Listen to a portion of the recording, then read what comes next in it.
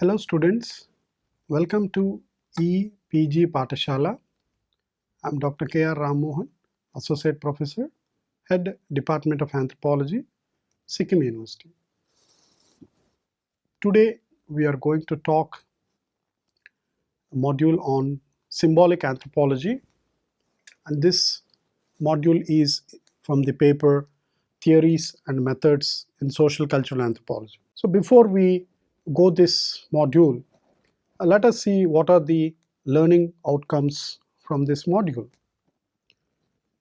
To develop an understanding about the concept of interpretive and symbolic anthropology.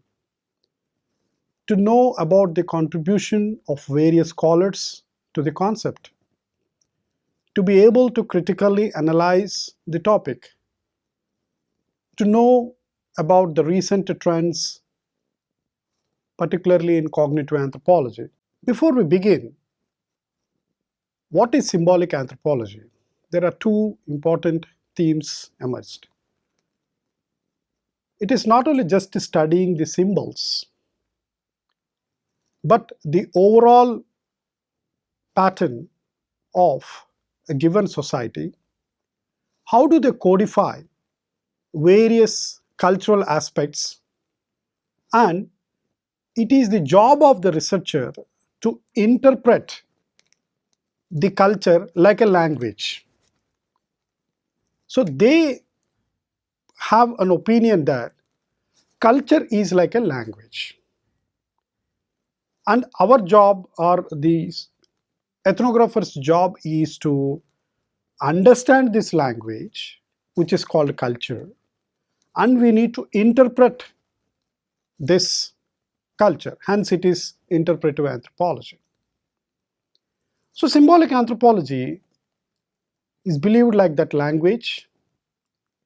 Symbols have a shared meaning, and the system which can be understood in particular historical and cultural context. For example, there is a particular symbol in a particular culture. Everybody has the same meaning towards that symbol. It is not that I have one meaning towards that symbol, he has some meaning or she has some meaning. So all members share a common meaning towards that symbol. And this symbol perhaps might have come from a historical and a cultural context. Now, symbolic anthropology was important in terms of its approaches, which move from scientific understanding meaning or deciphering reality, which is not out there, but rather it is in the people's mind. We cannot see just like an artifact or like a building. It is cognized in people's mind, that means in the native's mind, which individuals experience internally and they put it externally. That means they construct it socially. So it is also extended to the understandings of people's action and how the structure is represented through symbols while deciphering the meaning understood by shared understanding. In a sense that collective action of the people in a given culture, with this collective action, how people give meaning to their behaviors in a totalitarian perspective. So either way, symbolic or interpretive anthropology has various inquiry styles or examining styles, but the two dominant traditions in which developed are represented by Clifford Geertz and Victor Turner. So coming to the Geertzian approach, where culture is an organized collection of symbolic systems. For Geertz, everything is a cultural system. Religion is a cultural system. Political aspect is a political system. So he takes these social institutions as systems in its own place.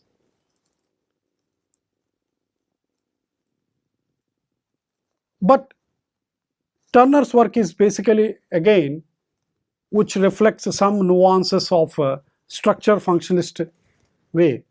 Symbolic anthropology has contributed by various scholars from various disciplines, right before from the Enlightenment period till now.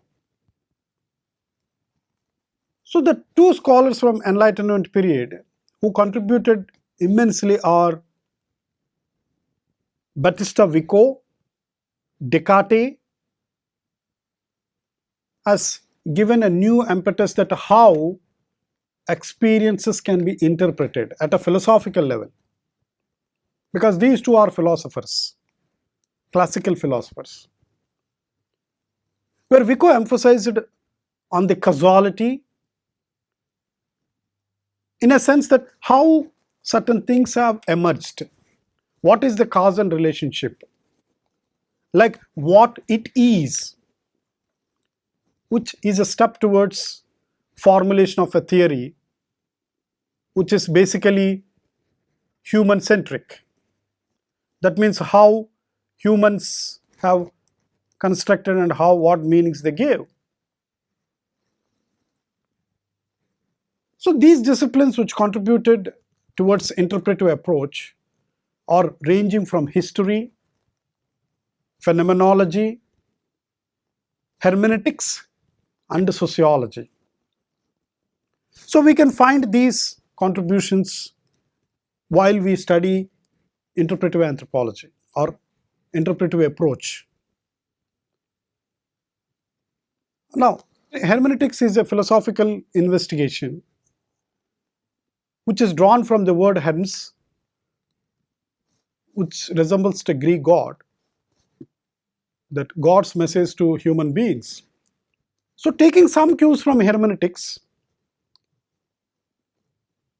interpretive anthropology has also some contributions from phenomenology, where we can see Alfred Schuch and Harold Garfinkel have contributed their studies.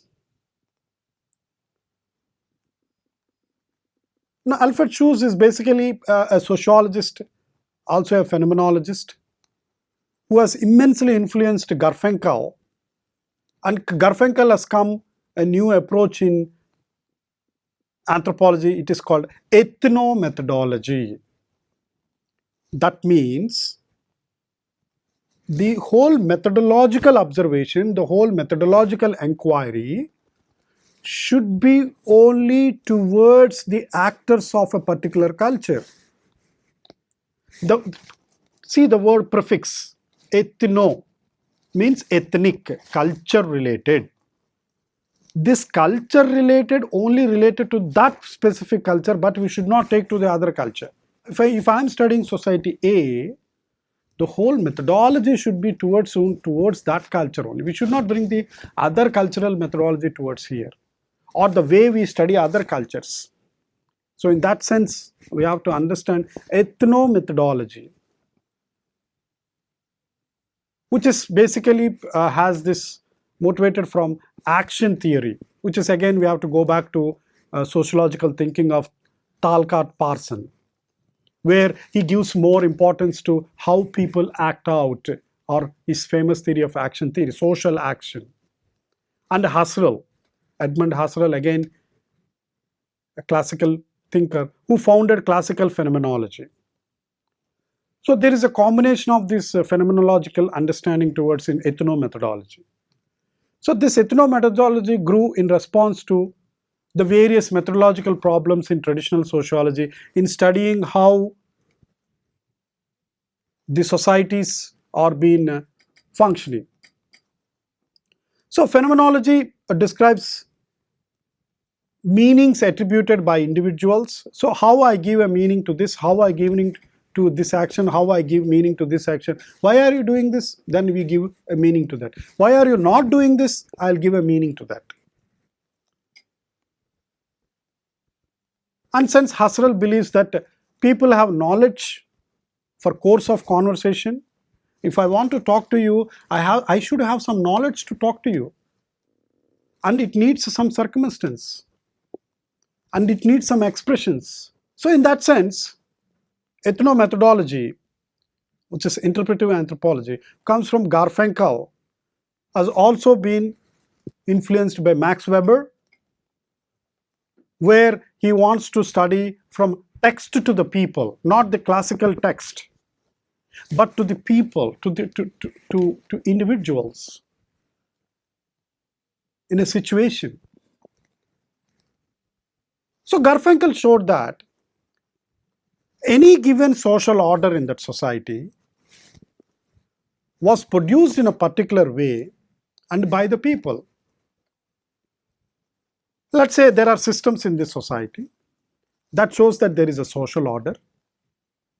And who has produced this social order? It is people who has produced this social order. So while studying only their understanding is relevant in understanding the social order, Garfinkel is opinion that you cannot understand social order per se. You have to understand people's action, only then you can understand the social order of a given society. So Garfinkel used this documentary method and used, which referred generality from a particular collectivity. And then he explained the concept of what is common culture, which is socially approved understanding and actions of people pertaining to daily life. Why we talk, why we not talk, why I do, why I don't do. So these things gives some kind of a purposeful action towards deciphering the meanings. Now, when we say symbolic anthropology or interpretive anthropology, the immediate anthropologist who comes to much influential anthropological literature is Clifford Geertz, which symbolic means semiotic. So that means it is coded, knowledge is coded, meaning is coded in these symbols. So within this interpretive symbolic anthropology, so these two, at one aspect you have Clifford Geertz and you have one aspect Victor Turner. Though they have certain common things, but they differed in their approaches. Well, Geertz has taken from Max Weber, Victor Turner has taken from Émilie Durkheim. But even we can see some other anthropologists who are in this school of thought is Evans Pritchard. Way back in 1956, he used to understand and unravel newer religion from Sudan. Excellent contributions towards newer political systems. Where Geertz has produced a famous book on interpretation of cultures and is most famous for his works on Balinese cockfight of Indonesia. Well, he is studying to understand what is the meanings of this puppet show in the island of Java, a central island in Indonesia. So Geertz suggested that interpretive approach for analysis of culture has webs of significance.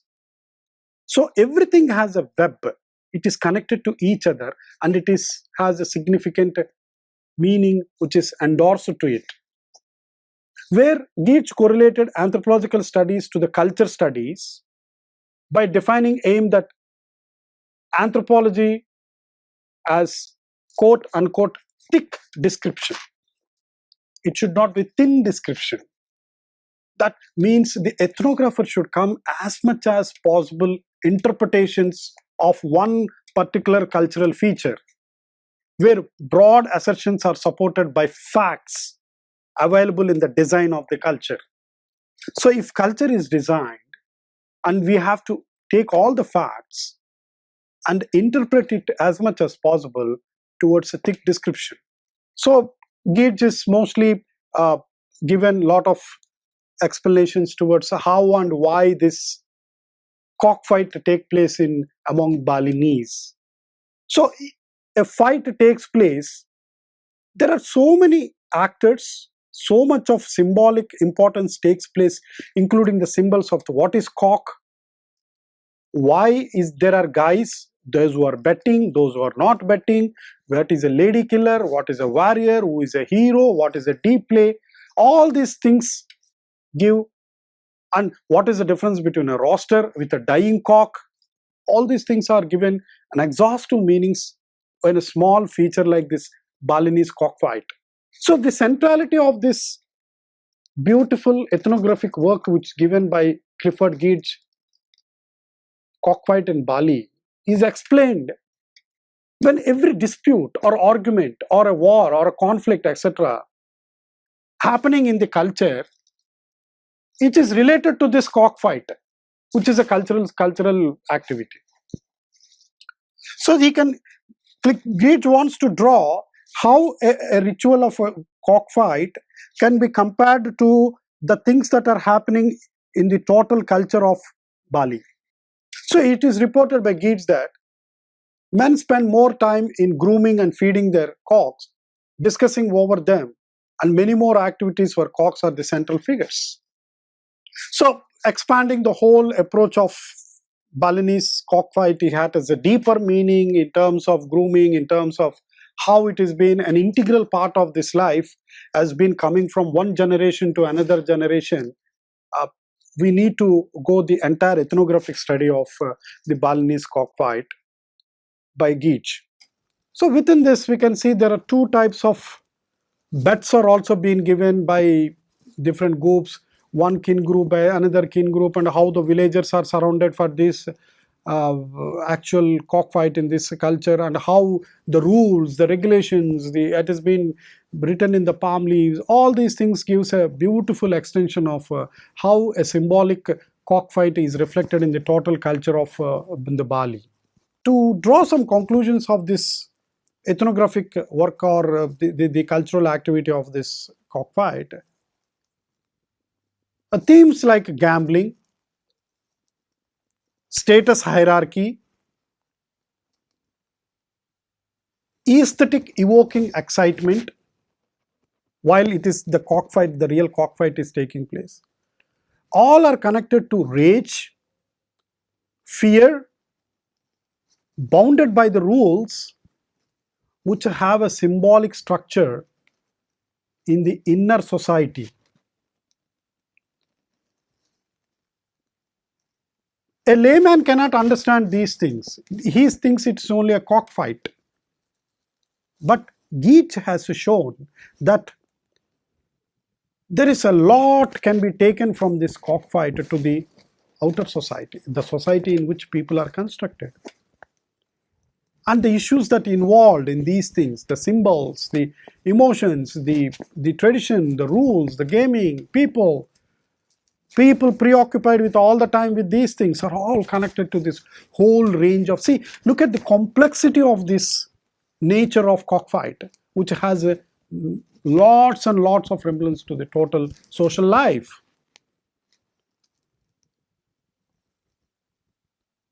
Now, Geertz considered anthropological work like a text, which was criticized later by other postmodern scholars, where there is no kind of reflexivity in this Geertz works. Then we have to look for or understand Victor Turner's famous anthropological work or ethnographic work of Dembu rituals. Turner was interested in the rites of passage enveloped with a processual approach as a canopy of wrapping social drama, and he proposed the idea of liminality. So where and what and how, liminal things.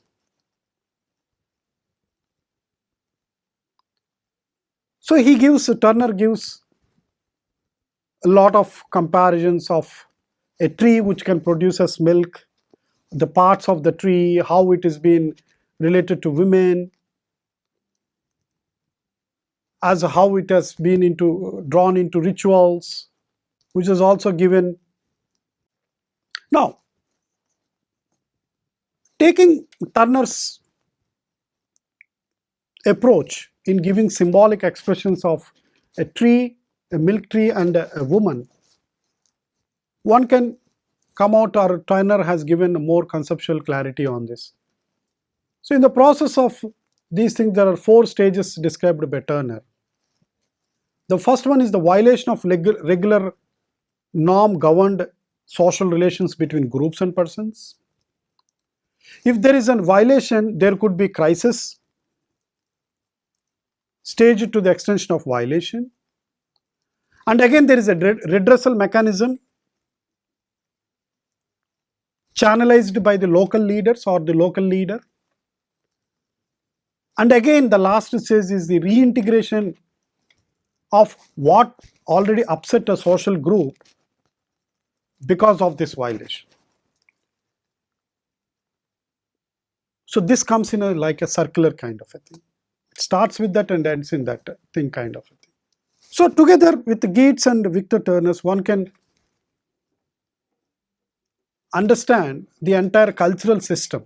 How does a cultural system, what do you mean by cultural system? We only know what is culture.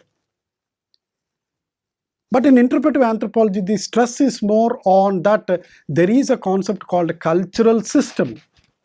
Culture is like a system which is embedded in various layers, multi-layers.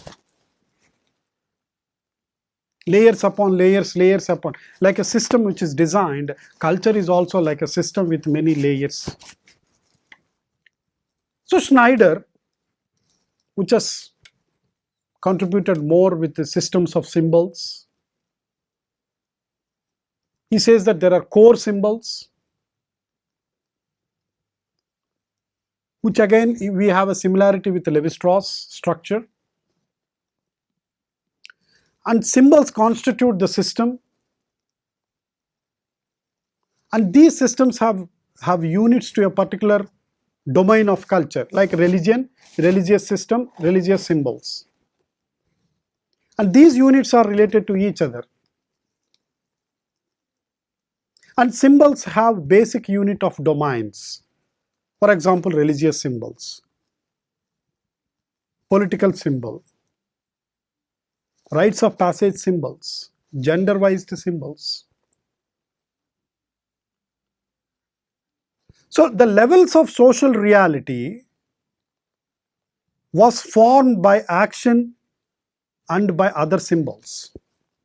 So we act according to the symbol, and according to there is an action. So there is behavior, which is objective reality, different from cultural reality, which is operated at a symbolic level. And the other third level is the normative level, which symbols and the action pattern are governed or triggered by the rules of the norms of a particular culture. Now, having said this, there are 2 issues confront the whole interpretive anthropology. One is the question of objectivity. To what extent this can be verified, which is opposite to subjectivity, which is purely scientific understanding of whether the cultural phenomena is objective, because we are interpreting the symbols, we are interpreting the actions, we are interpreting the value systems. So does it fall under the category of objectivity? So interpretive anthropology is confronted with this whole attack of objectivity, because it focused more the interpretation of participation or participants or actors, where the researcher is at the background. But with a later postmodern approach, reflexivity as an elemental compound allowed the researcher to acknowledge personal biases and perceptions. What does it mean? It means that what is the guarantee that the researcher did not bring his own ideas? To what degree the researcher has come out with the exactly how the actor has experienced? Can anyone give a guarantee? You are studying people. To what extent did you take the complete meaning or action experience by the other members in the culture? Was there no personal bias?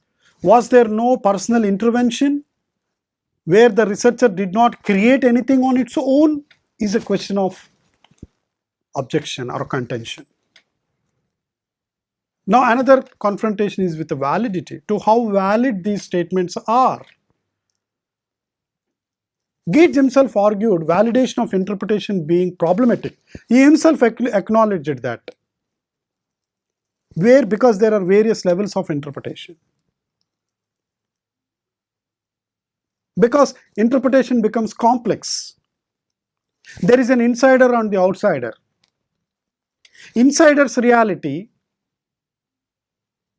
understanding reliability of perception is questioned. Hence we need a triangulation method, where triangulation method means all methods have to be incorporated, not only just one method. Only then we can get the insider's point of view. And Geertz himself has agreed there is a difficulty in bringing out this reliability concept. Hence, but the ethnographer should be detached with the kind of interpretation which is giving. Now, the recent studies are basically towards redirect the interest of symbolic anthropology to metaphor, metonymy, synecdoche, and irony, which are taken away by the symbols. It is not just only the symbols that we study, but the linguistic aspects which we interpret these symbols. So, Fladrand de Saussure's approach has been taken. Stanley Tambaya's work has been taken, where various passage rights are being understood at a metaphorical level. Now, to summarize,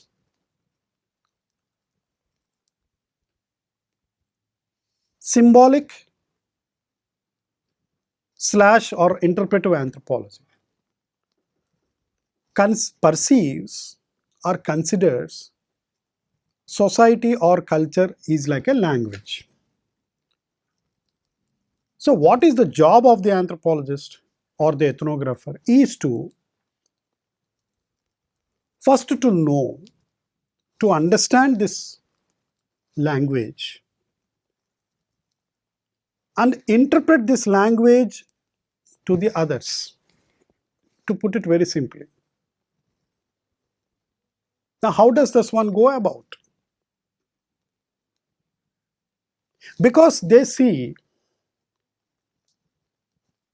culture is like a systematically designed with various levels of operation.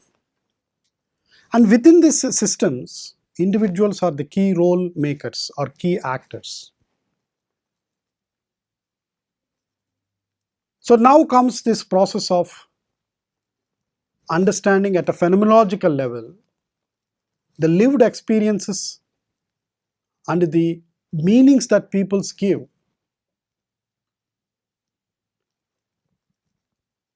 By giving lot of ethnographic accounts of Geertz' works, Turner's works, and later developments.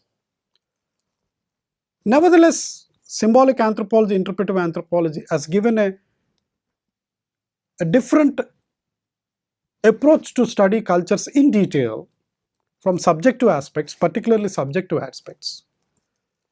It has been questioned regarding the objectivity and validity. To what extent the ethnographer was successful in bringing out the real meanings ascribed by the people in that given situation.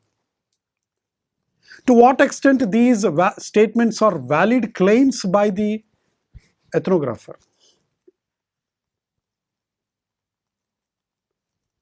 Despite these things, I think interpretive anthropology is a critical approach which calls for more reflexivity in understanding others' cultures.